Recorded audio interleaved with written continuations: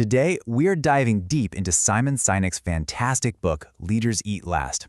We're going to unpack the hidden dynamics that make some teams just click and succeed, while others, well, they just crumble. I mean, it's the ultimate question, isn't it?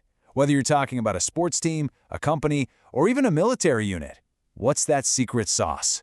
What separates a truly tight-knit team from just a bunch of people looking out for number one? Well, let's get into it.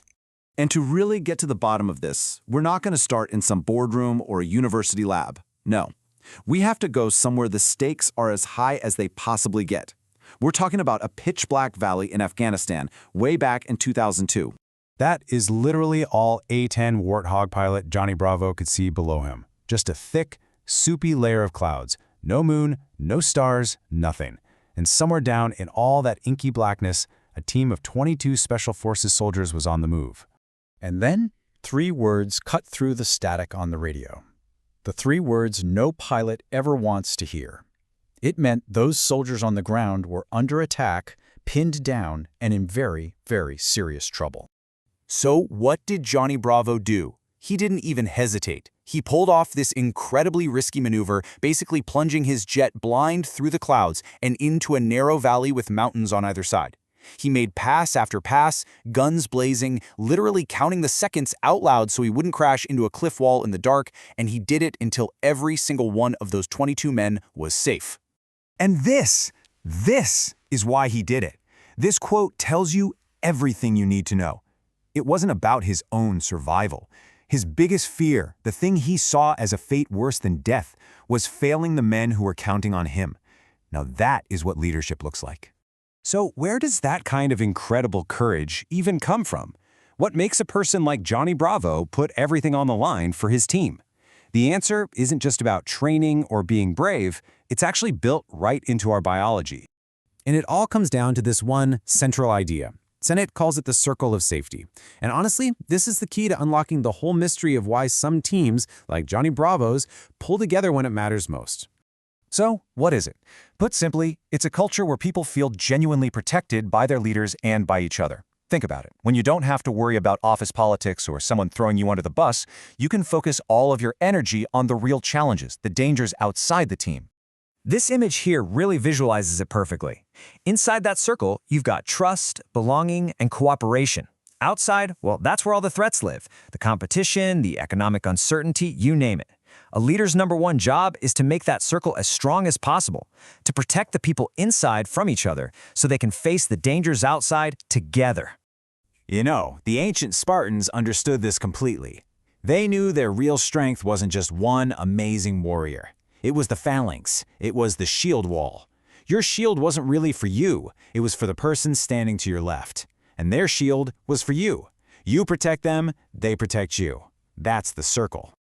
Okay, so what happens when that circle of safety breaks down?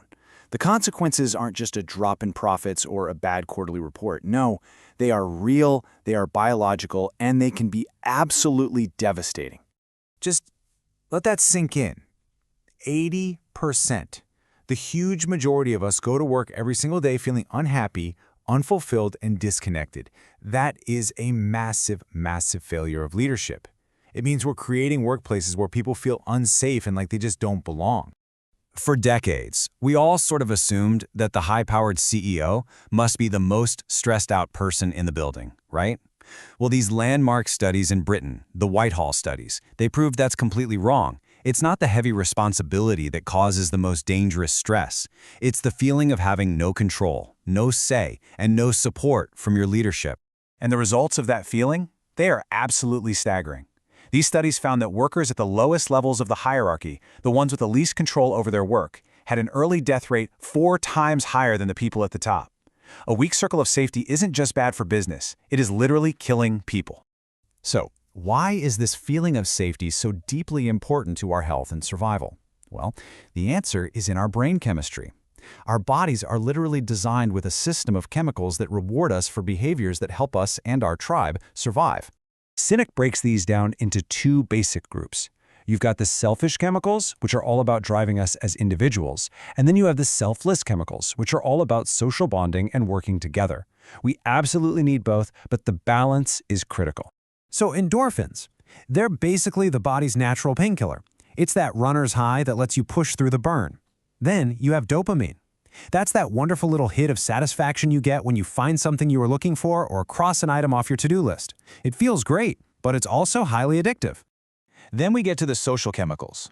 Serotonin is the leadership chemical. It's that feeling of pride and status you get when you're recognized for your work. It reinforces your bond with the group. And then there's oxytocin.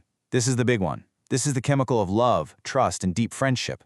It's released through physical touch, like a handshake or a hug, or through acts of generosity. It's the glue that holds teams and societies together. The problem is, so much of modern business is obsessed with chasing the dopamine hit of short-term numbers, and we've forgotten that it's these selfless chemicals, especially oxytocin, that build the long-term trust that makes a team truly great. And all of this leads us right to the ultimate awesome responsibility of a leader. It's to build an environment, that circle of safety, that fosters those selfless chemicals and makes sure every single person feels like they matter and they belong. And this is exactly where the title of the book comes from. This isn't just a nice little saying, it's an actual rule. In the Marine Corps, when it's time to eat, the most junior Marines are served first. The leaders, they eat last. It's a simple, powerful, daily reminder that the perks of leadership come at a price. You must be willing to put the needs of your people before your own. There's this incredible story about a CEO named Bob Chapman. He was at a wedding, watching a father walk his daughter down the aisle, and it hit him. He realized that being a leader isn't just about being in charge. It's about taking care of those in your charge. Every day, people entrust their well-being, their lives, to their leaders, just like that father. It's a profound responsibility. At the end of the day, Sinek's message is that we don't have to wait for our bosses to figure this out. We can all choose to be the leader we wish we had.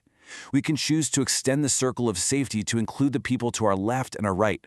We can be the reason someone feels safe at work. So the real question this all leaves us with is, what are you going to do to strengthen the shield for the person next to you?